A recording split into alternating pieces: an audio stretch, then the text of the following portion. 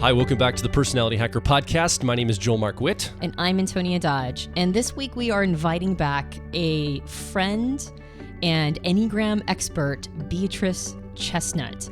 Now, Beatrice was on our podcast a few months ago where we talked about her book, The Complete Enneagram, and we went over the work that she's an expert in, which are the 27 subtypes. But Beatrice has actually written a second book called The 9 Types of Leadership. And I just want to give a huge welcome back, Beatrice, to the Personality Hacker Podcast.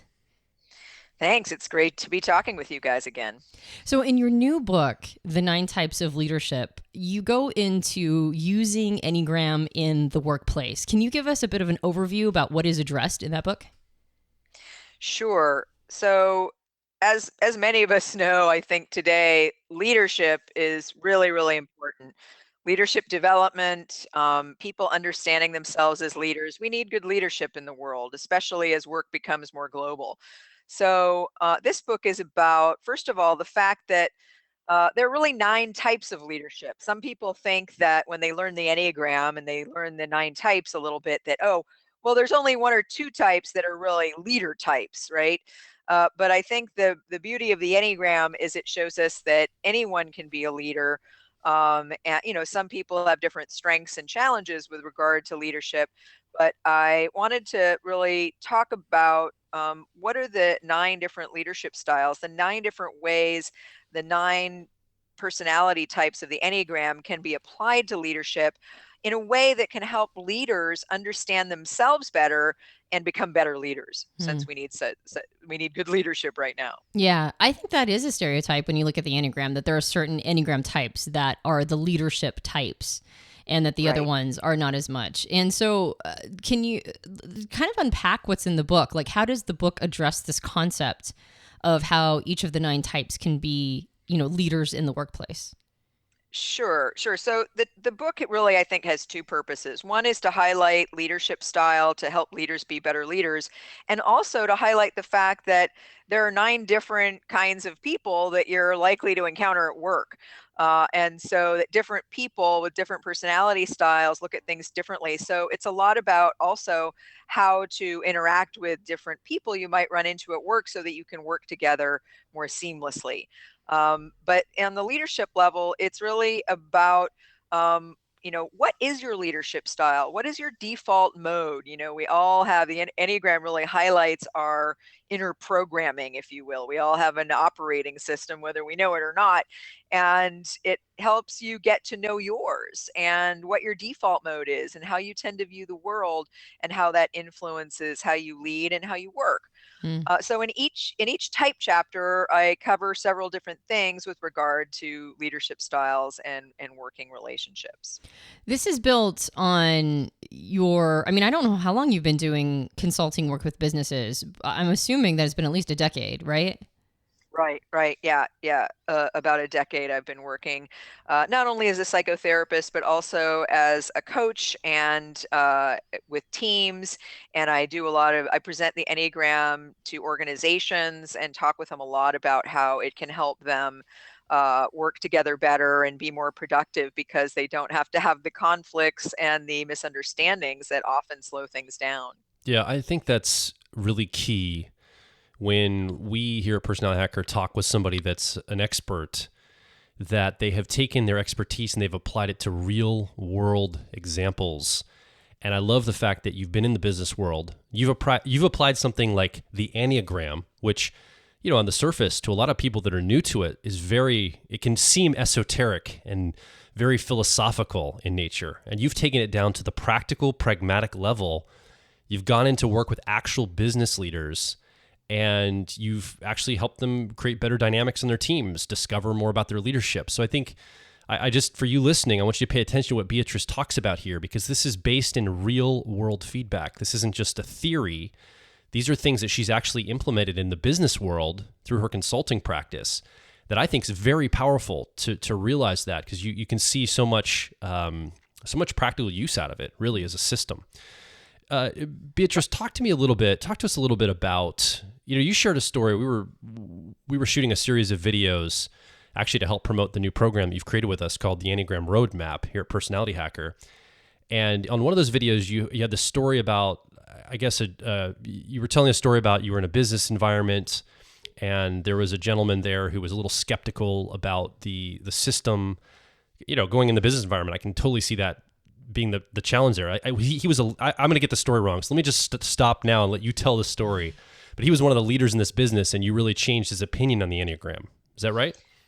Right. So I had worked with a senior leadership team at a venture capital firm, and the first time I worked with them, there were about 10 of them in the room, and I was introducing the Enneagram. And as you can imagine, there's sometimes some skepticism and some questions, which is totally normal, and I understand that and expect it, and I'm happy to uh, address those kinds of questions. There was one guy in the room on that occasion who was pretty skeptical, and he was asking me a lot of challenging questions about what is this and how do you know and where does it come from. But to his great credit, he stuck with me, and he ended up finding his type in that session. And then he and some of the other leaders ended up having this really great conversation where they really understood each other at a new level, given their new insights about their type and some of the interactions they'd been having, and really worked through a lot of stuff that was very important. Now, 2 years later, they invited me back to do another session with this same team, but the team had changed. There were some people who had left, and then there were some new people on the team. And I'm talking and introducing the Enneagram, and one of the new people says, so is this scientifically verified? Has this been proven to be valid on some level? And before I could even open my mouth to answer him, the guy who was the skeptic in the last meeting 2 years before broke in and said, you know what? It doesn't matter. It doesn't matter if it's scientifically validated, because you can just tell that it works. We worked with this last time, and you can just compare the descriptions to how you see yourself operating. And let me tell you, this was by far the best thing we ever did as a team. And I was kind of blown away, because I was very happy to hear that they had found it so helpful. Yeah. Thus getting you invited back. Yes. And I think it might be a good opportunity for me to say my favorite part of this book is the part where I include quotes from different leaders I've worked with. So you don't just have to take my word for it that the Enneagram works or that it helps with leadership. I interviewed over 20 leaders that I had worked with or that my colleagues had worked with, and I asked them questions about how they'd use the Enneagram personally and professionally, and how it had helped them as a leader, and how it had helped them in their organization, how it had helped their team, how they had seen the Enneagram work for them. And I include quotes from those interviews throughout the book. So I have interview excerpts both in each of the type chapters. So a leader that's a type 1 in the type 1 chapter, a leader that's a type 3, etc. And they talk about their own type. And then there's a chapter at the end that's called What Next? The Enneagram as a Business Tool, and how it's all about how to put it into action in your organization. And so it's just me kind of telling the stories of some of these different leaders and how they've used the Enneagram, and then having longer excerpts from these interviews where they talk about how they put the Enneagram into action and what it did for them. That's fantastic. So you had mentioned that there are some types, the Enneagram types, that are associated with leadership. What is the primary type, the caricature of that type that gets associated with leadership the most? Which type is that? Well, I actually have to say 2 types, because it's type 8 and type 3. Gotcha. And sure enough, when I went looking for leaders to interview, I could find a lot of 8s and a lot of 3s.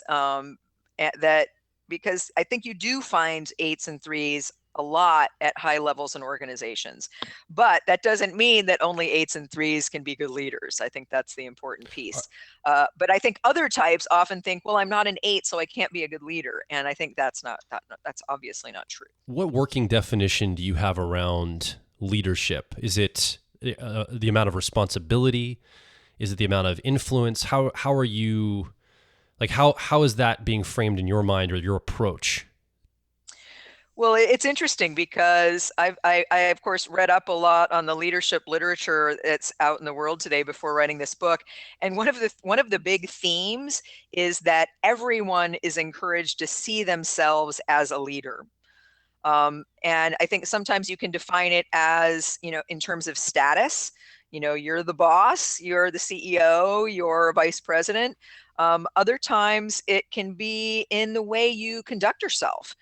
That you're a role model for people, that you are someone who's not afraid to take bold action, who is, and interestingly, increasingly in the literature I was reading, especially in like Daniel Goleman stuff and in the Harvard Business Review, you see a lot of information about how leaders are increasingly people with high emotional intelligence.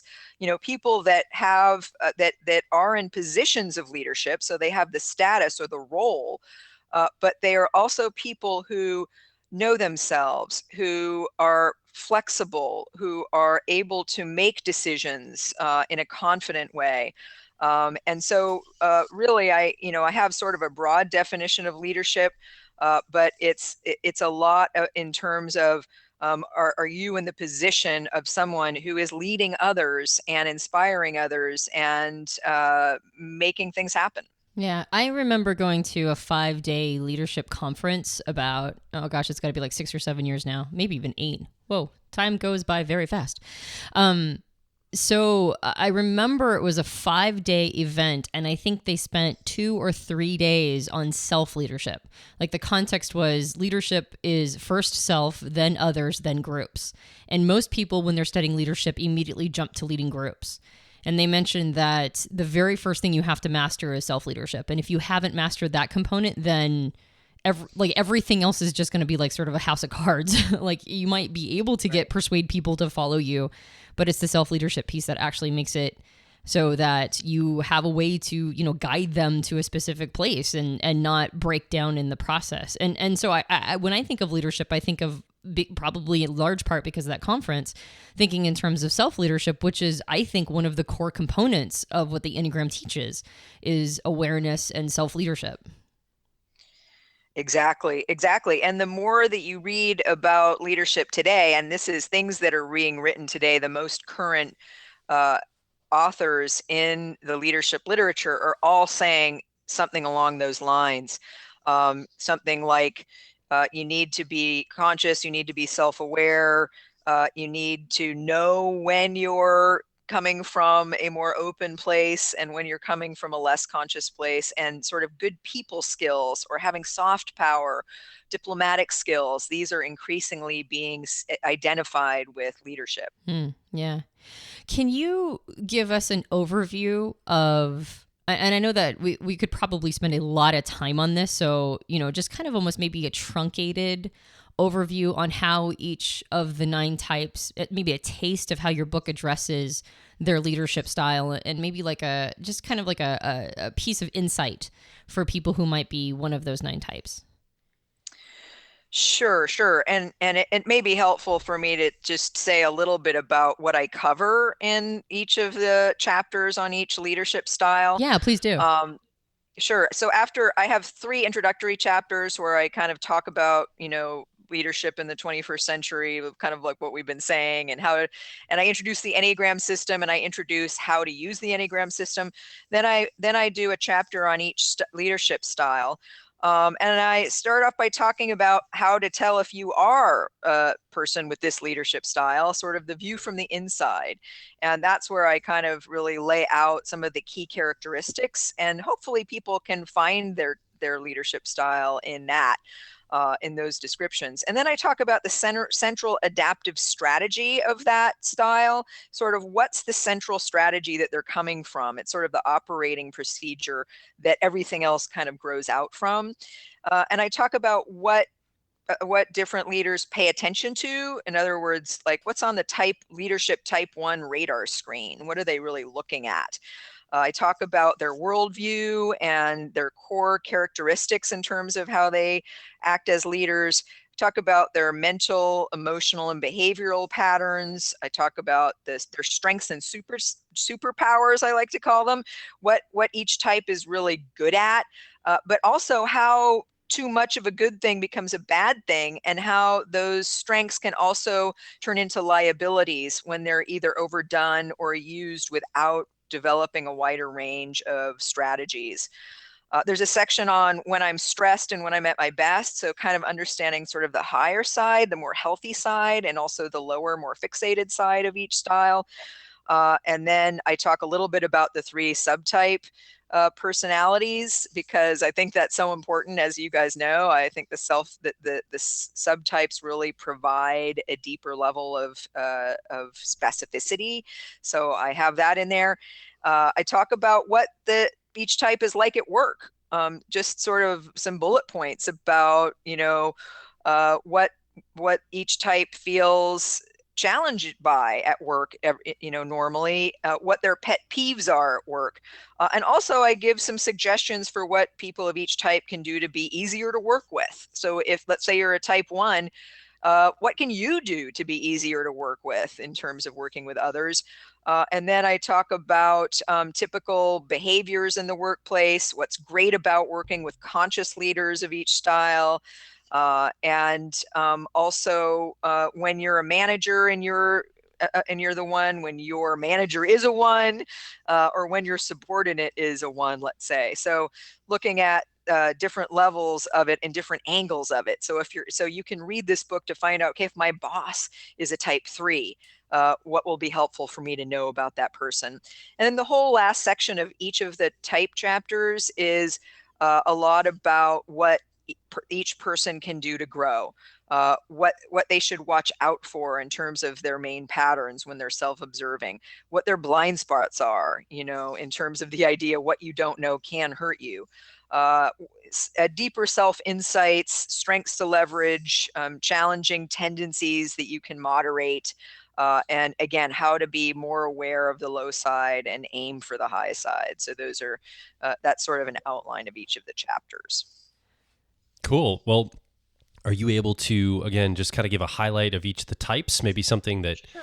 If you're a certain type and you're listening right now, Beatrice, if you'd give us maybe a little nugget to go away with. We love to give out, good Sure. content on all these podcasts so people can really take something and go with it right away. Well, and I know that your style of writing books is very comprehensive. So it's hard to just pick one thing, right? Yeah. So like for anybody listening, if you haven't read Beatrice before, if you haven't read, say, The Complete Enneagram, like whatever you give Beatrice, I know will be like a tiny little kernel of all of the content you can get in your book because I know how comprehensive you are. Yes. Yeah. It's a very nice way of saying I'm a bit long-winded. No. Oh, dude, I am the last person on the planet that can accuse somebody else of being long-winded.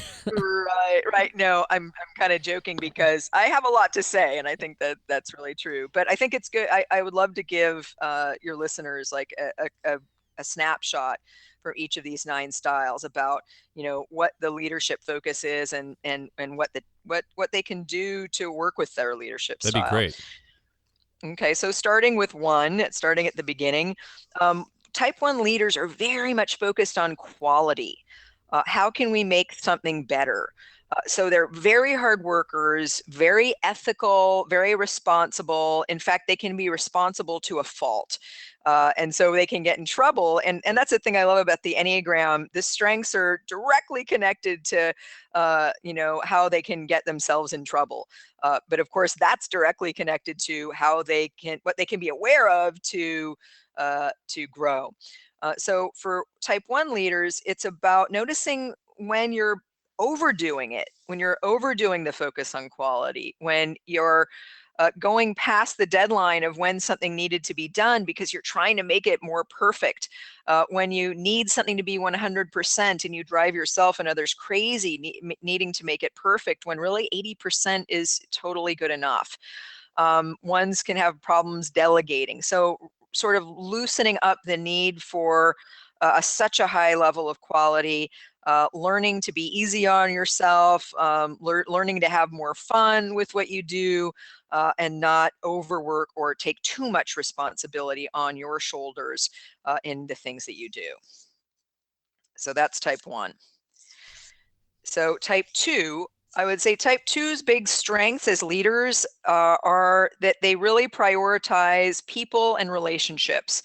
So type 2's are really good at seeing people and really recognizing their strengths and being able to relate to those people in a way that brings out their strengths and helps them reach their potential or helps them do what they do best. And they look at work through the lens of relationships. So unlike other types who may look at work very much as tasks, right, or things to be accomplished, 2's look at work through who am I connected to and who do I need to be connected to get the job done, and what's the quality of our relationship, and how can I know this person better so that we can work together better. So 2's are very good at leveraging people skills, at helping people develop people skills, and at creating the really good relationships that underlie the work that they do. And now they can get in trouble, of course, when they focus too much on people, or they focus so much on empathizing with others and feeling others feelings that they can't be direct and candid enough with people as leaders. So as we know, leaders need to be able to give feedback. They need to be able to be direct about what's working and what's not working. And sometimes 2's are tempted to sugarcoat it a bit because they're so sensitized to not wanting to make people feel bad. So that's an example of a 2 strength and challenge. With type 3's, I'll say, so 3's are very work oriented. So type 3 leaders tend to be very focused on results, on the goal, and how do we execute such that we get to the goal in the fastest and most effective, most productive way possible. So 3's can focus like a laser beam on what's the result we want and how are we going to deliver it. And so there are many good things that come out of that, as you can imagine. And 3's tend to be rewarded in work situations because their style is very suited to doing well at work, both in terms of wanting to look good and have a good image and being very task and achievement focused. Where they can go wrong sometimes is by being so focused on the goal that they lose track of other important things and they don't include those things on their radar screen, like how people are feeling. They may have a sense of, okay, so they may look at people as obstructions to their goal if someone's not on board with what they're doing. So being able to slow down is really important for 3's, and to take into account more of the data of what's going on the path to the goal, instead of getting sort of putting blinders on and being too laser focused on getting there as quickly as possible. Sometimes 3's don't listen enough as leaders to other people because once they have the goal in mind, they're off. So that would be what I would say about 3 leadership style, the three leadership style. With type 4's, 4's are also emotional types, and they tend to be the most connected to their emotions. So type 4 leaders, sometimes, again, there may be a stereotype that type 4's aren't good leaders because they tend to, in contrast to 3's that are very work oriented, 4's tend to be more oriented towards the depths of connecting with people, wanting to be understood in their own, in terms of who they really are and what's unique and special about the work that they do. But 4's are very good at having a vision and having a creative vision and doing creative work and collaborating with others to do things in a creative way in which they're expressing the values and authentic spirit of the organization or the team. And so those are really important 4 qualities. And in fact, I have the CEO of Dropbox as a 4, and I quote him in my book, both in terms of what he learned about being a 4 and how he uses the Enneagram at Dropbox. And so 4's can be excellent leaders, and so it's really important not to stereotype these types in terms of leadership style. Where 4's can get in trouble is where they place too high a value or too much emphasis on being understood, or on everyone hearing out each other's emotions, or on making sure everyone is paying attention to what's going on at a deeper emotional level. And so they can sort of slow down the process instead of doing just enough of what you need to do in terms of understanding understanding the emotional level so that you can move forward. So that's type 4. Leadership style 5. Now we're in the head center, the head triad, 5, 6, and 7. Type 5 leadership style. Type 5s are very much content experts. 5s are very oriented toward the intellectual level of things and knowing a lot about whatever work they're doing. So they often have a lot of data and information at their disposal, and they really enjoy the process of learning what the best approaches are and the best ways to do work, and having a lot of knowledge with which to do what they do. And so that's the real strength that they bring. They can get in trouble because sometimes they aren't so oriented to the people aspect of work. They would rather work more independently. They don't always feel comfortable sharing of themselves to create the working relationships that can support good collaboration. So it helps them to learn to be able to share a little bit more of themselves, to be able to talk through their thinking process a little bit more, to share more about what's going on in their heads with people instead of keeping it more to themselves. So type 6, this is also a head center style. Type 6s are very good at being project managers and at being good troubleshooters, at looking at a project and asking the right questions, at identifying threats to what can undermine efforts, and thinking ahead about contingency plans and ways you can solve problems ahead of time. So if something happens, they're prepared. So these are sometimes called the contrarian or the devil's advocate. So when someone brings them a project, the first thing they'll do is try to poke holes in it.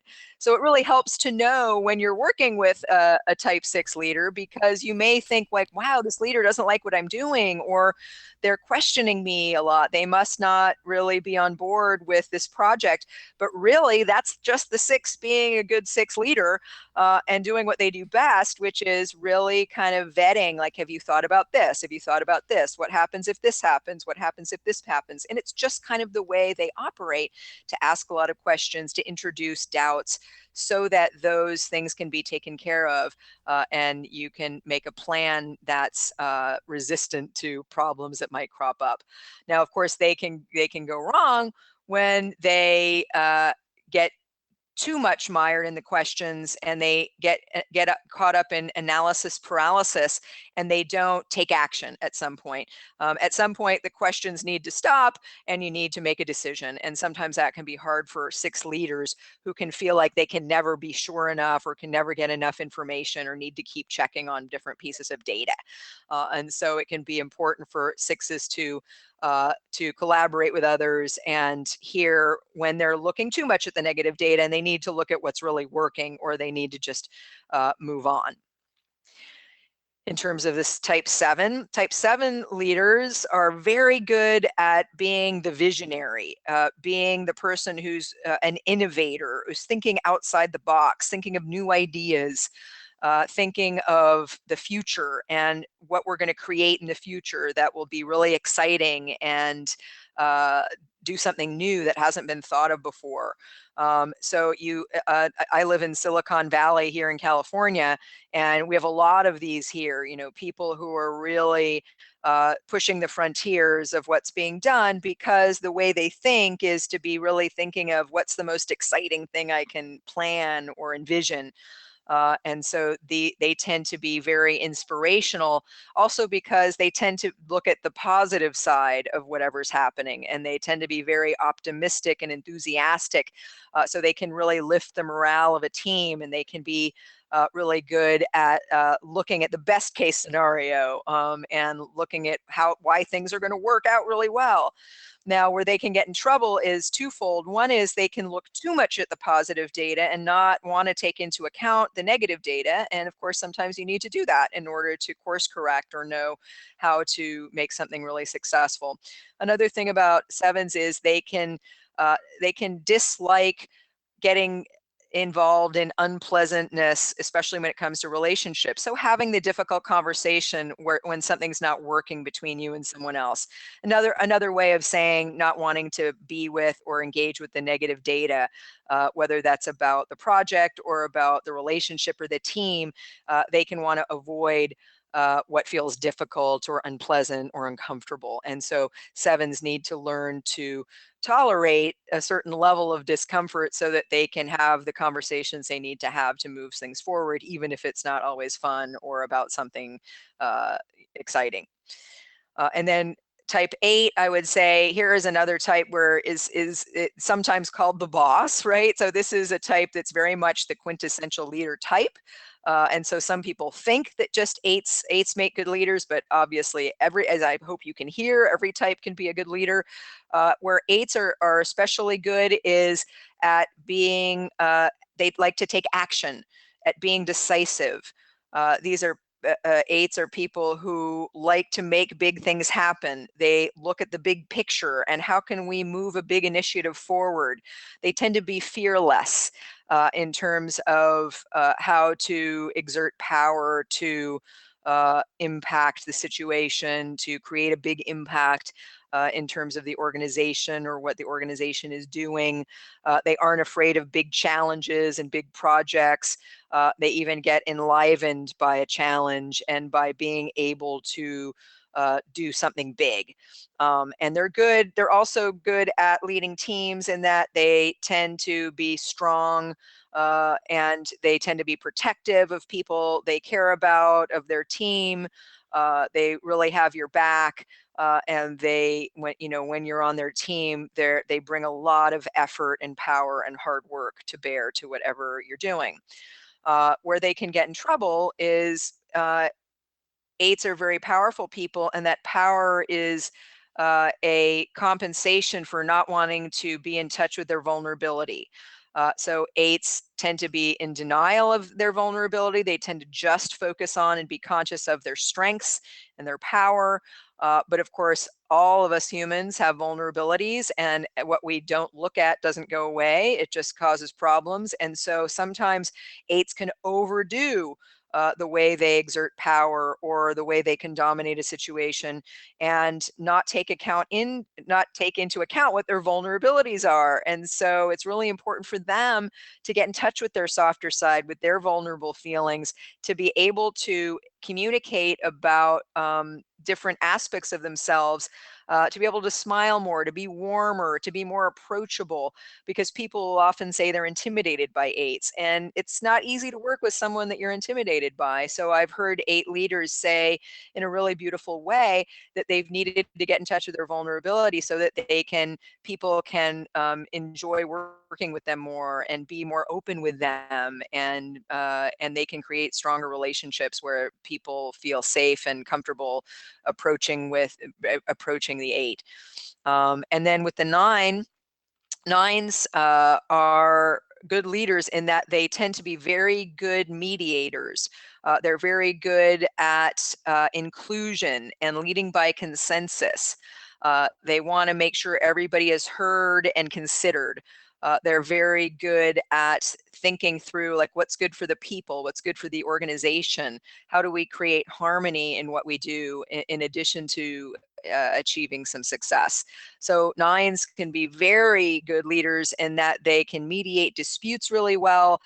They can bring into the mix different approaches, different ways of seeing something, and be very good at facilitating those kinds of processes and discussions. I think where nines get into trouble is they can want to lead so much by consensus. They can want to hear everyone out that it can be hard for them to take action and make a decision because they may want to avoid conflict sometimes, and so they may not want to make a decision that doesn't work for some of the people. So it can be hard for them to move forward in a timely way and be active. They can get more passive and sort of continue to hear people out longer than is potentially really effective. So those are the 9 styles. Yeah.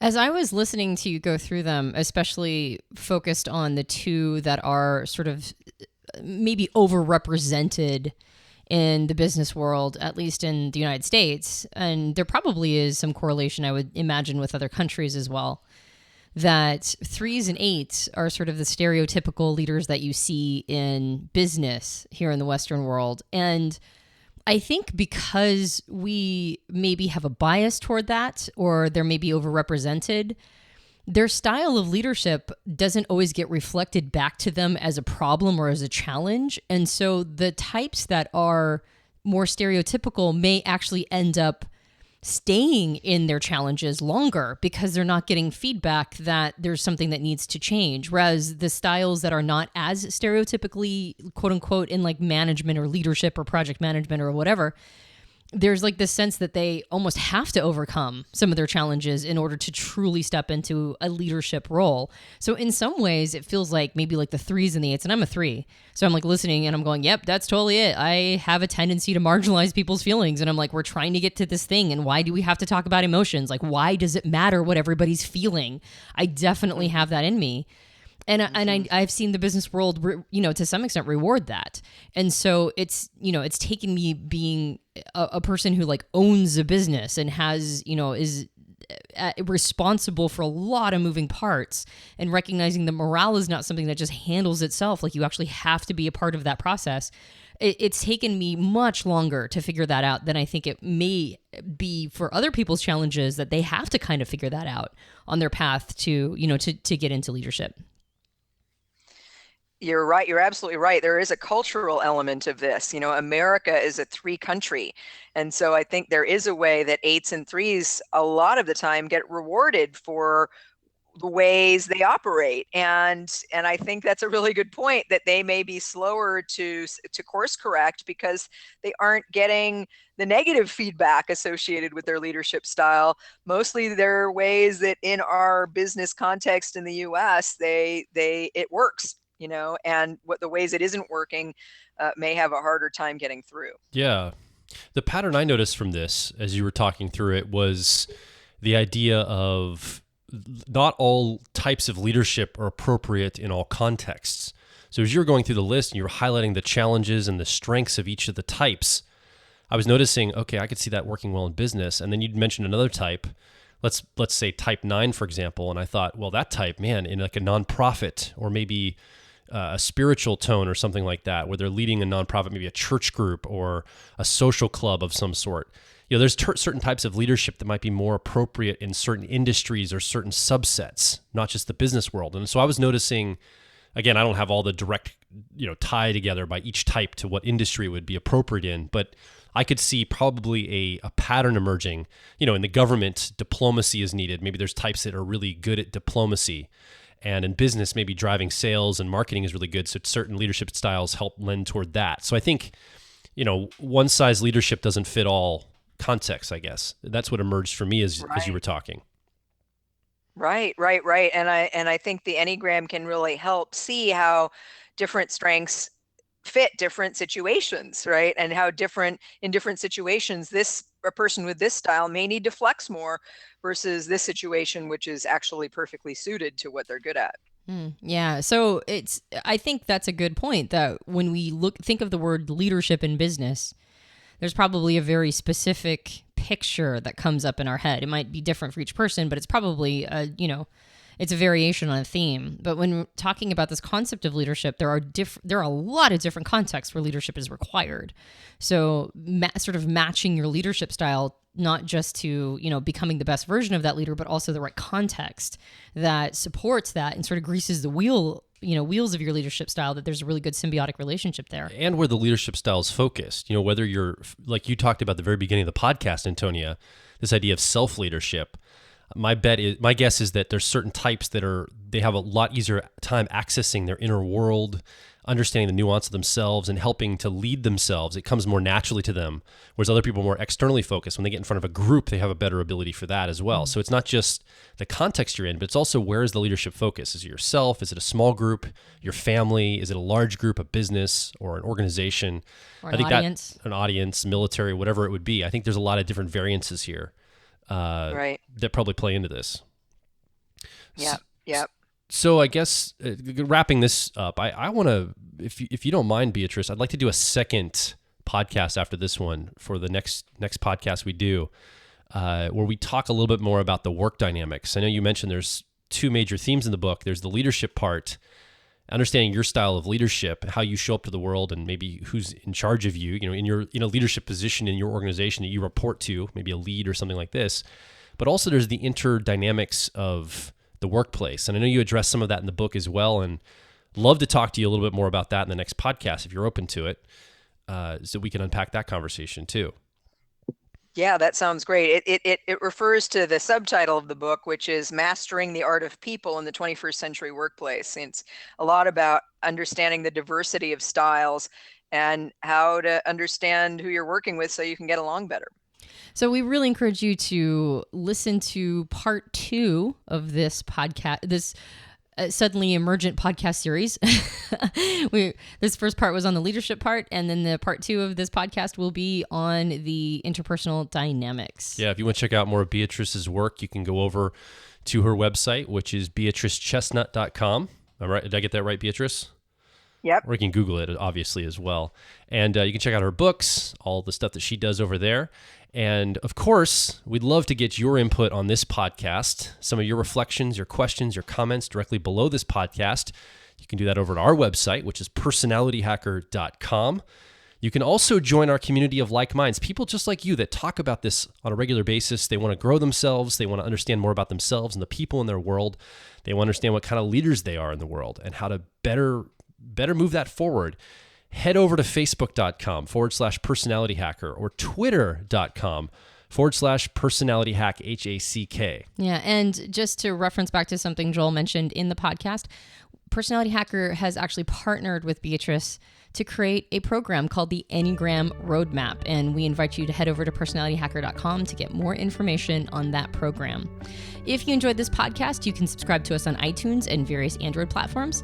And if you're feeling particularly magnanimous, you can leave us a rating and review on iTunes. That helps us out a lot. My name is Joel Mark Witt. And I'm Antonia Dodge. And we'll talk with you on the next Personality Hacker podcast.